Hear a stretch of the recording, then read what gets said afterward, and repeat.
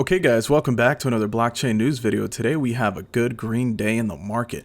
Currently Bitcoin sitting up at around 2% at 8,810, Ethereum 227 on the price, XRP 23 cents, Bitcoin Cash 331 almost up 5%, and Bitcoin SV 251 up nearly 8.19%.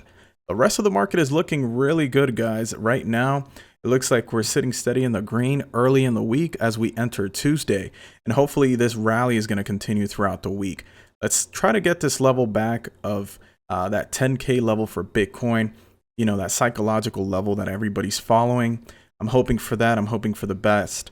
Binance currently at nearly $20, Neo $11, EOS 3.62, Tron currently at about a little bit under 2 cents, and Litecoin at $60. So market is looking good. Not too many crazy gains on anything else other than that BSV gain that I just noticed. So for the news today, guys, we're going to jump right in. Right now, we're going to be discussing some of the stuff that took place with STEEM and why crypto should care about Justin Sun's STEEM drama, essentially. So not only did we see that the validators, or let's call them the witnesses, that's what they are, 20 of them had essentially tried to push Justin Sun from using his big power of STEEM tokens now to be able to vote and control the blockchain. So what's happened now is that Justin Sun has actually seized control of the STEEM blockchain. And this is an all-time first for decentralized, or delegated proof of stake systems. And it's honestly something very important for blockchains like, again, Tron itself is a DPoS. We have EOS. But what's happened here, it's been insane. It's been absolutely mind-blowing. You know, they just came out and took over the entire blockchain. So they said for the next 4 to 6 weeks, the STEEM team will be using the voting rights to resume the order of the community while having an open channel for meeting community members and witnesses.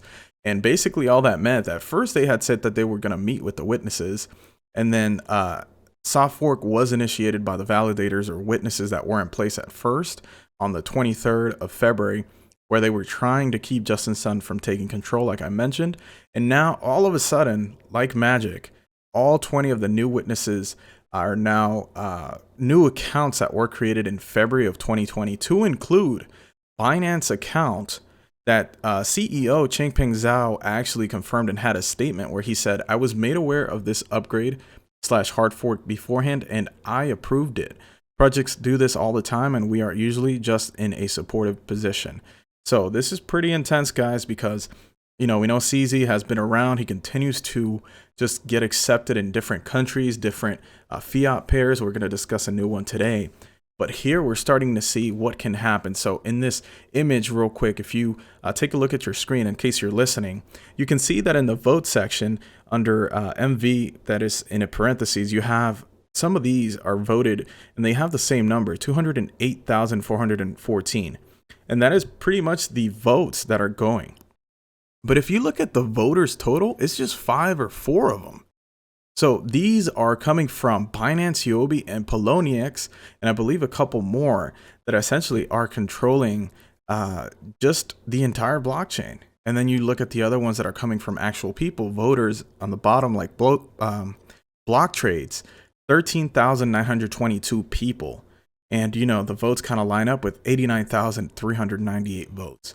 But this is absolutely insane, guys. I wanted to cover it. I know it's been on the news, kind of this whole Justin Sun Steem It thing, but now this is absolutely insane. There's a cool video here. Well, let's just not say a cool video, but an intense video here where Luke Stokes, who was actually a witness of Steem himself, was hoping that the blockchain was not going to get taken over, and so it did. And he was witness for about 2 years.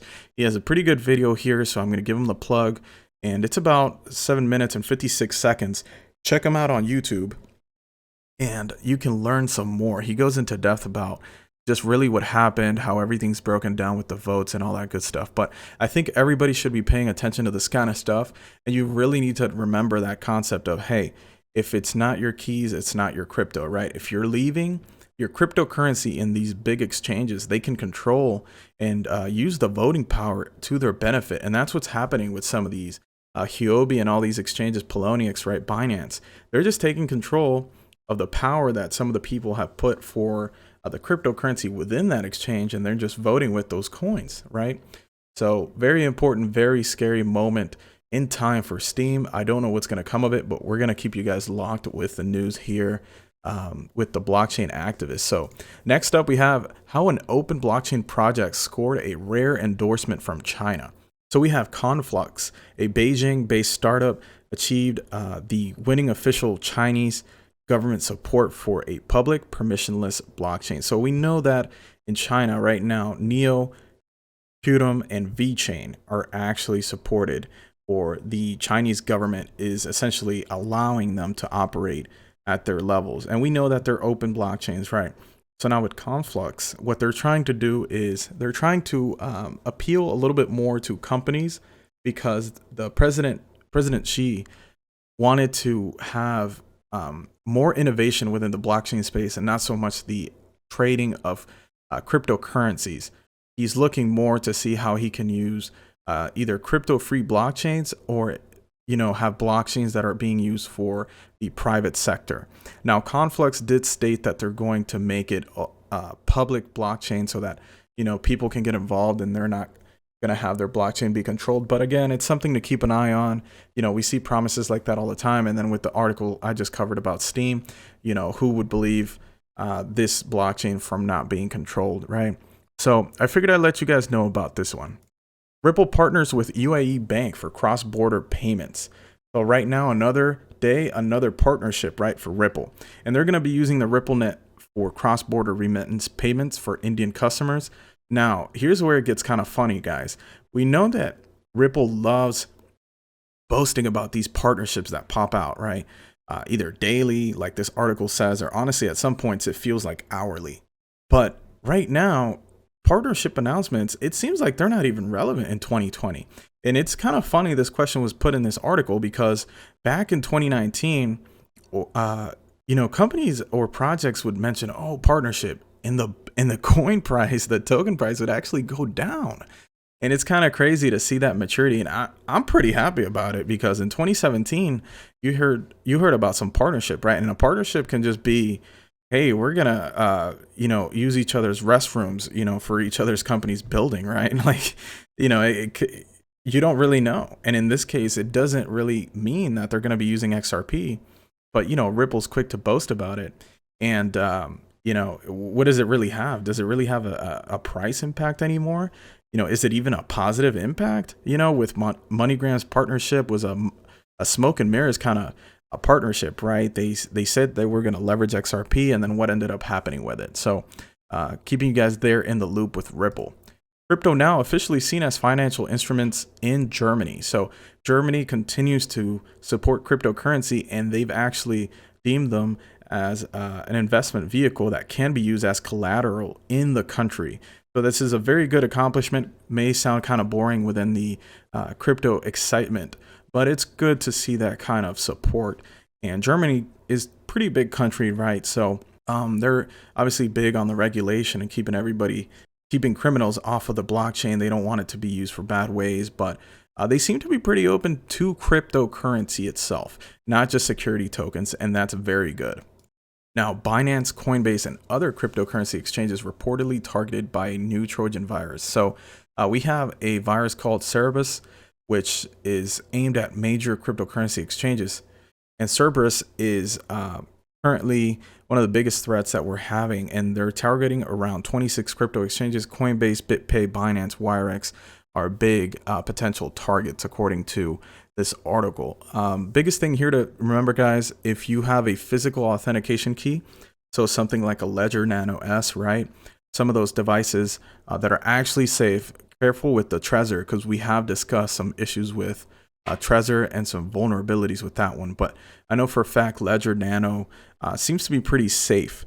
So if you have a physical authentication key, you're going to be safer than anybody using a digital key. And of course, also keep in mind, this virus works by stealing two-factor authentication codes, and also PIN codes, swipe patterns can also be taken from the infected device and passed to the malicious actor. So keep that in mind, guys.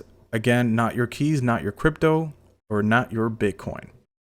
Next up, we have a big one. So Robinhood trading app crashed and traders experienced tech issues. So again, Robinhood has done this before, but now where it's kind of, frustrating is that we've had some of the worst weeks within the stock market. And, we've seen a pullback here with crypto, but Robinhood has yet to come up and even give a proper response to why their app is down. They've been down all of Monday, and that is Monday the 2nd of March. So, people were coming back ready to make some money, sell, and they've cost them a lot of capital.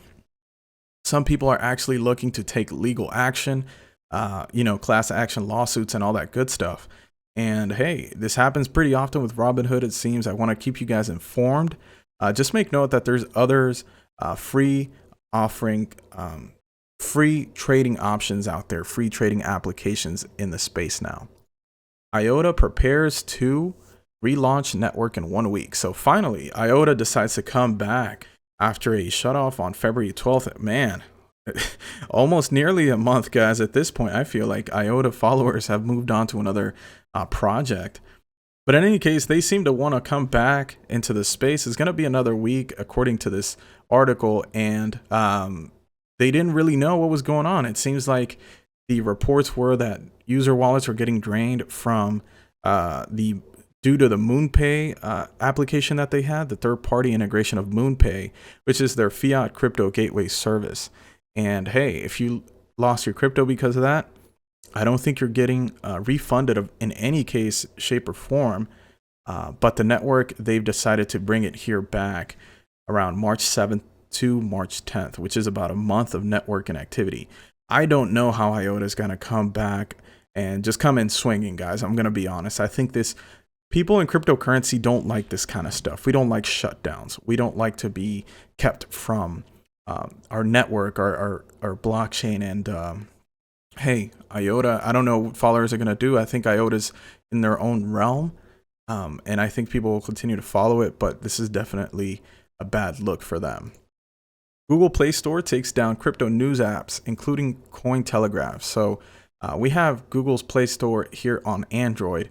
You can see some applications here that were showing up and then were removed. And to include Cointelegraph's application was not found in this one. There are some other apps that were showing up, but Cointelegraph was not. So why that is the case, nobody knows.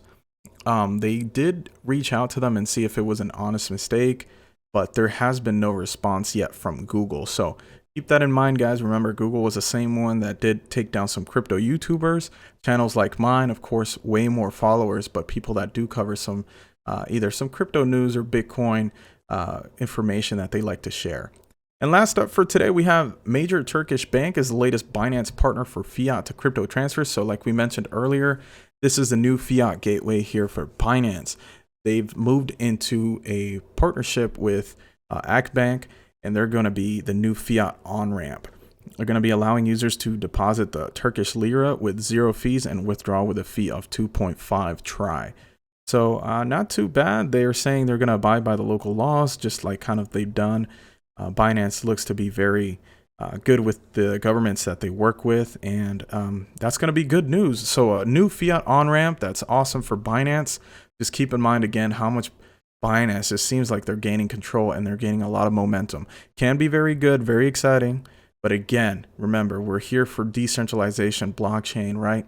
Even though we want new users, we got to keep an eye on the prize. So that's going to be it for this one, guys. Go ahead and click the like button on this video if you enjoyed it. Sub to the channel for more blockchain news. I'm going to keep this coming to you here until Friday, and then on Monday it begins again. So Monday through Friday kind of thing. Comment down below if you want to talk more about these articles that we discussed, the news that we took place here on this video, and I'll see you guys on the next one.